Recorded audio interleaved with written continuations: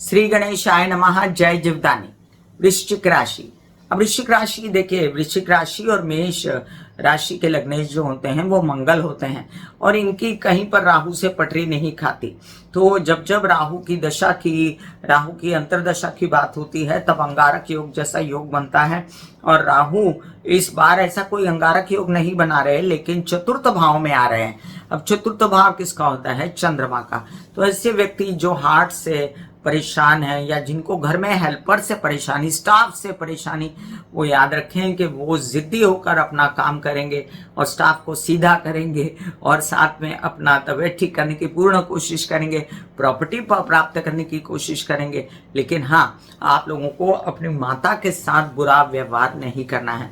आपका स्वभाव चलते आप माँ का दिल दुखाएं और कोई भी कुटिलता माँ के साथ करें, ये बिल्कुल भी किसी को भी गवारा नहीं होगा, ना प्रभु को ना समाज को। ये भी याद रखें कि चतुर्थ में राहु जो होता है वो इतना ज्यादा अच्छा फल नहीं देता, लेकिन चतुर्थ में राहु जब स्वग्रही होता है तो वो आपको प्रॉपर्टी बहुत सारी दे सकता है, याद रखें।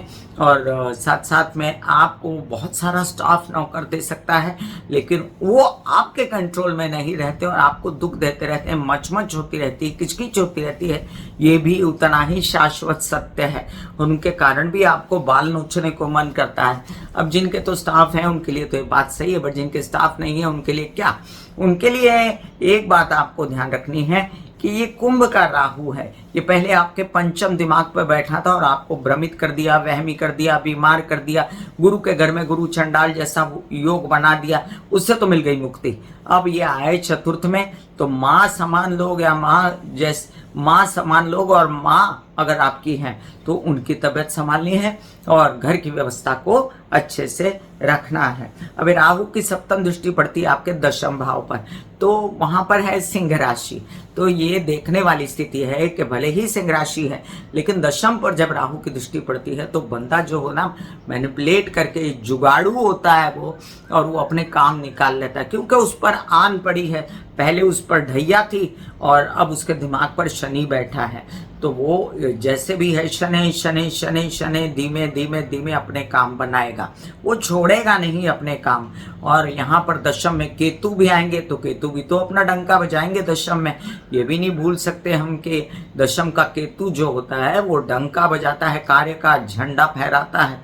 ऐसे में गुरु का सपोर्ट कम है आपको, और गुरु का सपोर्ट कम रहे भले, लेकिन राहु रहेंगे गुरु के नक्षत्र में, राहु पर गुरु की दृष्टि रहेगी।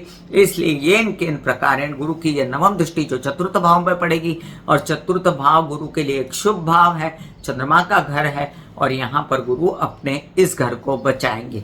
तो याद रखें, जो भी कुछ ऐसे पता चला, कुछ हुआ, कुछ प्रॉब्लम हुई, तुरंत से कुछ ऐसा उपाय बनेगा कि वो प्रॉब्लम आपके कंट्रोल में आ जाएगी।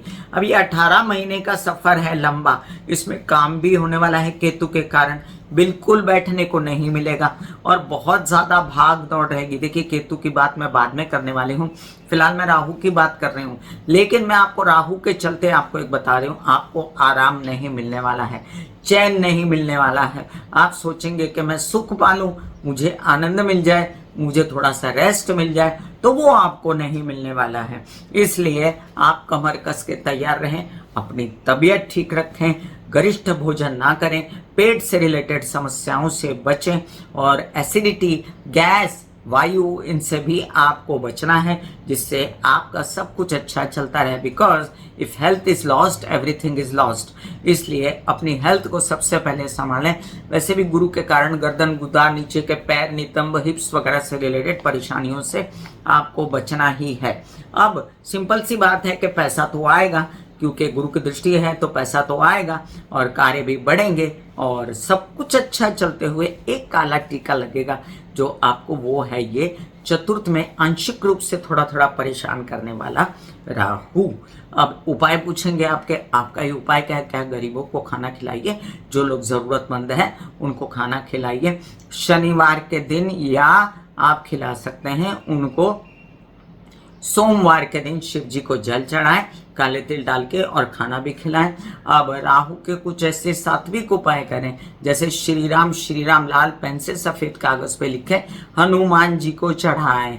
आपके लिए बेस्ट उपाय ये भी होगा कि आप जो हैं गणेश जी के मंदिर जाके एक नारियल मंगलवार के दिन चढ़ा दिया करें, तो ये भी राहु का जबरदस्त उपाय है। God bless you.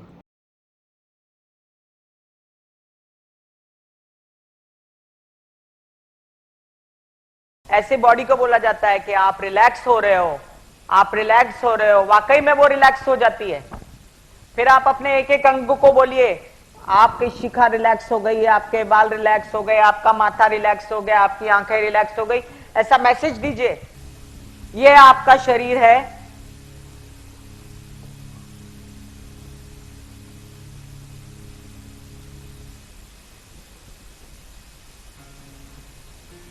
और आपकी बॉडी में मेडिटेशन जो है करने से पहले आपकी ये अवस्था होती है, जैसे आप सब अभी बैठे हो, यहां पर आपके कुंडलिनी शक्ति का निवास होता है, जिसे गुदा द्वार कहते हैं।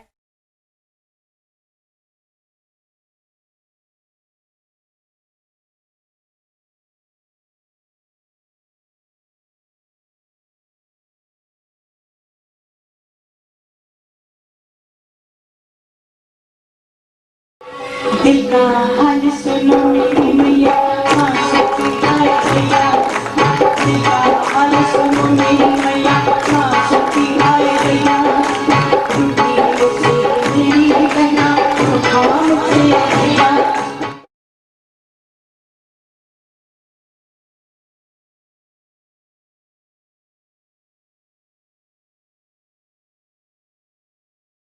जो मेरे विचारों में बहती है, जो नहीं हो करके भी है, माँ देखिए चलो ख्यालों में ही सही, नींद न सही, जागती आंखों का सपना ही सही।